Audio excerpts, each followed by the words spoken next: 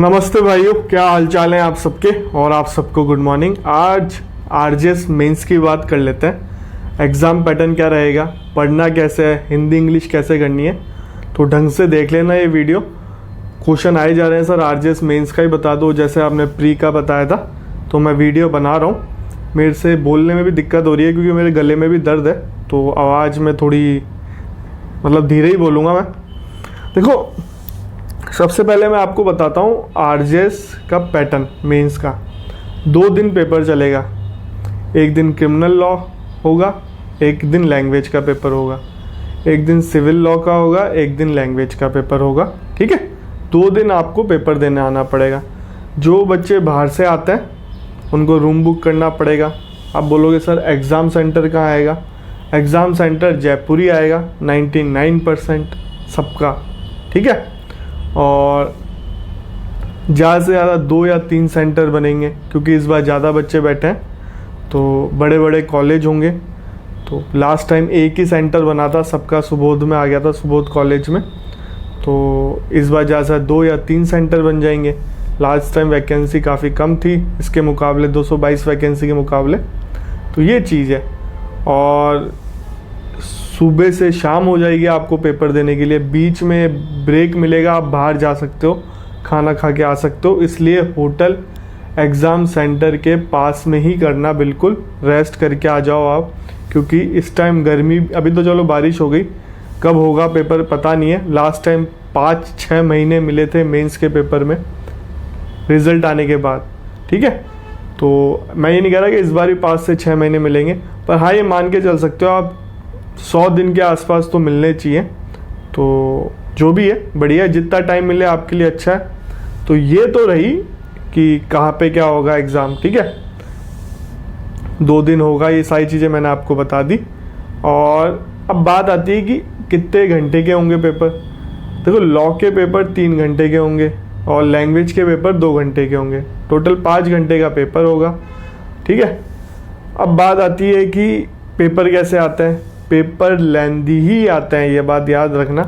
Paper लेंदी होंगे, छूटेगा आपका, अधिकतर बच्चों का पेपर छूटेगा।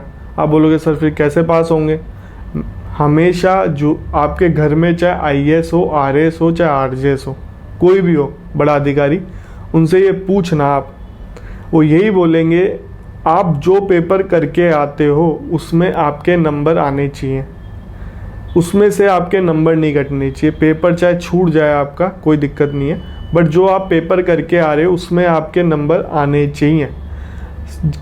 टॉपर भी होगा ना, जो आरजेएस टॉप करेगा, या कोई और भी बच्चे होंगे, उनके लॉ में 45 से लेकर 55 से 60 के आसपास नंबर होंगे लॉ के पेपर में। आप रिज़ल्ट उठा के देख लेना, लास्ट ईयर के उठा के देख लेना, जो इस बार रिज़ल्ट आएगा वो देख लेना। अगर पेपर सब कुछ ईमानदारी से चल रही है सारी चीज़ें, तो यही नंबर होंगे लास्ट टाइम के, उठा के देख लेना आप। ठीक है, तो लॉ में सबके यही नंबर आते हैं, चाहे टॉपर हो चाहे ये हो। कम नंबर हो जाएंगे बट 55 से 60 नंबर ही आएंगे 100 में से। ठीक है, 100 नंबर का पेपर होता है। ठीक है, तो ये चीज़ है। लैंग्वेज का पेपर 50-50 के होंगे। ठीक है, और क्वालिफाई करना ज़रूरी है लॉ के पेपर में, दोनों लॉ के पेपर में क्वालिफाई करना ज़रूरी है। फिर ओवरऑल क्वालिफाई करना भी ज़रूरी होता है। हिंदी इंग्लिश के पेपर में क्वालिफाई करना ज़रूरी नहीं है, बट हिंदी इंग्लिश का पेपर मेन पेपर है जो आपको कट ऑफ क्लियर कराता है। अगर आपके हिंदी इंग्लिश में नंबर नहीं आ रहे, आप कट ऑफ क्लियर नहीं कर पाओगे। और कट ऑफ क्लियर करने का मतलब ये नहीं है कि आप बाउंड्री लाइन पे हो। फॉर एग्जांपल, आप बाउंड्री लाइन पे कट ऑफ क्लियर कर लिया आपने, इंटरव्यू कॉल आ गया, बट आपका सिलेक्शन ना के बराबर है, 99% आपका सिलेक्शन नहीं होगा। मैं उसका रीज़न बताता हूँ।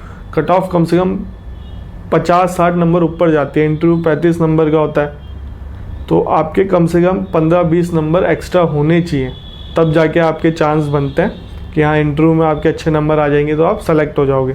इंटरव्यू में कोई क्वालिफाइंग मार्क्स नहीं है, पहले 9 मार्क्स क्वालिफाई थे, उसको हटा दिया गया है, अब कोई क्वालिफाई मार्क्स नहीं है। 0 नंबर भी लेके आओगे तो भी पास हो, बट आप कट ऑफ क्लियर करना जरूरी है।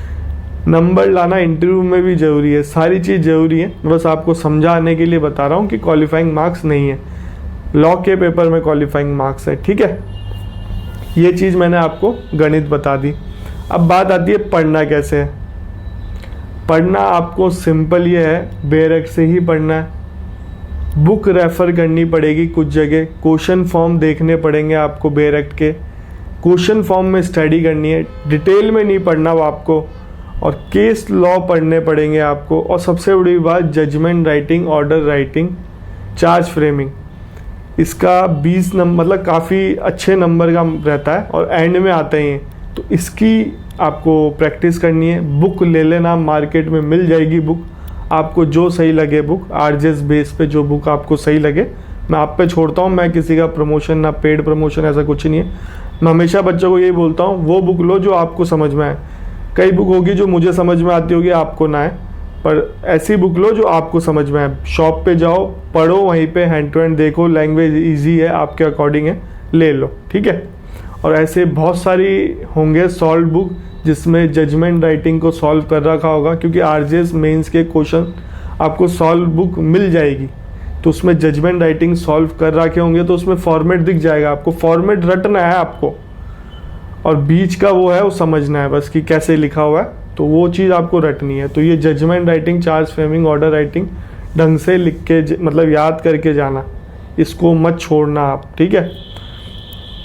और क्वेश्चन फॉर्म में आपको स्टडी करनी है आरजेएस की अब, ठीक है। अब आपको डिटेल में जाने की बिल्कुल ज़रूरत नहीं है, क्वेश्चन फॉर्म में स्टडी करनी है, और दिन के ऊपर है, आपकी किस्मत भी है। देखो अब क्वेश्चन कैसे आते हैं किसी को नहीं पता, हो सकता है इस बार प्रैक्टिकल बेस्ड क्वेश्चन आए, और हमेशा क्रिमिनल लॉ में प्रैक्टिकल बेस्ड क्वेश्चन के ज़्यादा रहते हैं, काफ़ी क्वेश्चन आते हैं प्रैक्टिकल बेस्ड। मुझे तो ऐसा लगता है इस बार सीपी से मतलब सिविल में भी प्रैक्टिकल बेस्ड क्वेश्चन आएंगे। क्या होता है, सिविल में पहले डायरेक्ट क्वेश्चन आते थे, डायरेक्ट डेफिनेशन पूछ ली, बिल्कुल डायरेक्ट क्वेश्चन आते थे, और क्रिमिनल में प्रैक्टिकल बेस्ड क्वेश्चन आते थे अधिकतर। तो इस बार मुझे ऐसा लगता है दोनों में प्रैक्टिकल बेस्ड क्वेश्चन आएंगे। उसका रीज़न है क्योंकि सीआरपीसी, एविडेंस एक्ट, आईपीसी, ये 1 जुलाई से इम्प्लीमेंट होने जा रहे हैं। वैसे कई लोगों ने इसका विरोध किया है, पीआईएल फाइल भी हुई है सुप्रीम कोर्ट में, और कह रहे हैं इसको होल्ड कर दिया जाए, जो होगा। पर अभी तक ऐसा गवर्नमेंट का कोई डिसीजन आया नहीं, तो होने जा रहा है। क्या पता फ्यूचर में गवर्नमेंट इसको रोक दे, तो हो सकता है डायरेक्ट क्वेश्चन भी आ जाए, क्योंकि इसका फिर सेक्शन का कोई मतलब है नहीं।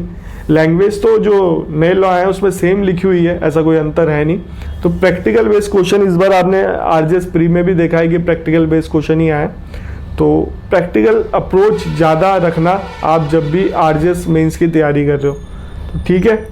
इससे ज़्यादा मैं बता नहीं सकता आपको, बाकी आप समझदार हो। अब बात आती है हिंदी इंग्लिश।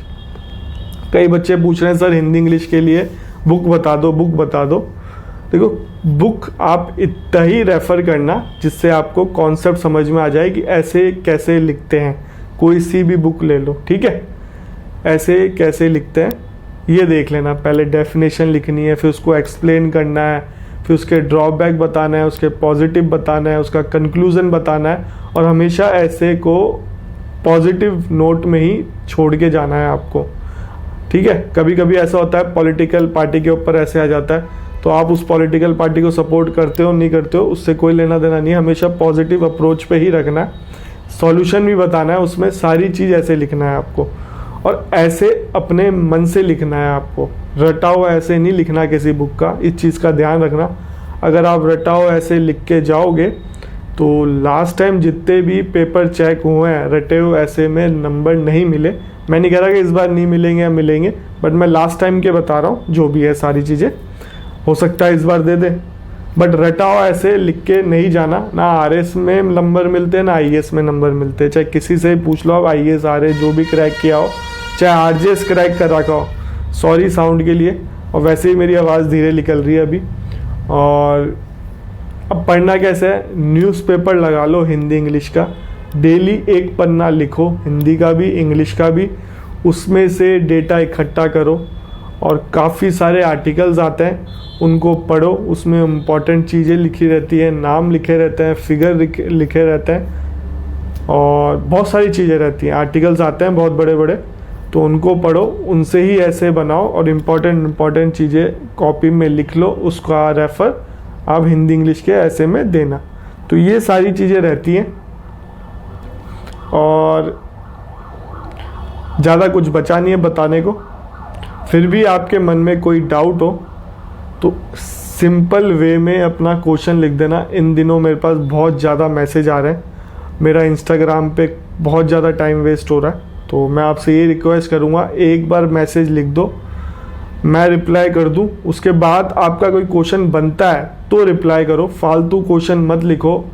मतलब बात करना चालू कर देते हैं कई बच्चे तो मेरे लिए बहुत दिक्कत हो जाती है, क्योंकि मैं फिर मेरे को बहुत सारे, आपको लगता होगा आपका एक मैसेज है, मतलब 250-300 मैसेज दिन के आ रहे हैं, तो उनको रिप्लाई करने में मुझे दिक्कत होती है।